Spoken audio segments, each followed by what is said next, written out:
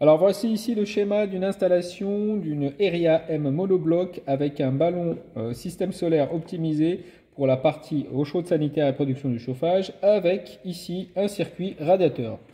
Je vais vous montrer maintenant comment paramétrer la régulation de la pompe à chaleur. Ici nous allons avoir sur la touche menu accéder aux paramètres d'installateur directement ici sur le paramètre pour réparateur. Vous allez avoir un code à rentrer qui est le 234. On rentre dans les paramètres. Je vais commencer par régler l'eau chaude sanitaire. Donc ici, on vérifie bien que le mode eau chaude sanitaire est en oui, désinfection oui, ici priorité ECS aussi, la pompe, on va la mettre en oui aussi, et le réglage de temps prioritaire ECS aussi. On va mettre tout ça sur oui. Voilà, donc les paramètres pour l'eau chaude sanitaire sont réglés. Maintenant, nous allons passer sur le mode froid qu'on va désactiver, qui est activé d'office d'usine. Voilà, maintenant je vais régler ici le mode chaud, donc c'est-à-dire le circuit radiateur. Je vais régler sa courbe et vérifier ici qu'on est bien sur le paramètre 3.12 en radiateur. Voilà, ici on est bien sur du radiateur, ok. Je vais maintenant régler la courbe de chauffe.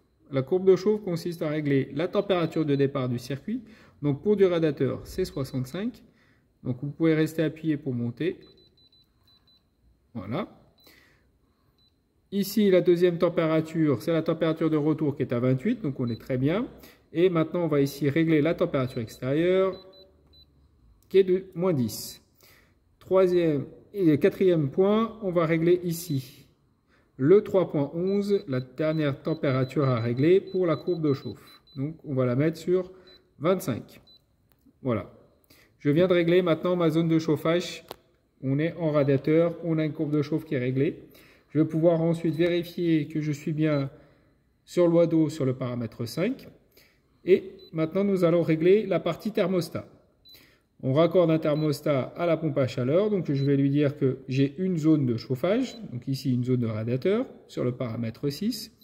Nous allons maintenant aller sur le paramètre 15 pour lui dire que ce n'est plus ce tableau qui commande, mais le thermostat. Donc, sur le 15.6. Donc là, actuellement, nous avons HMI et nous allons pour IDU qui est le paramètre thermostat.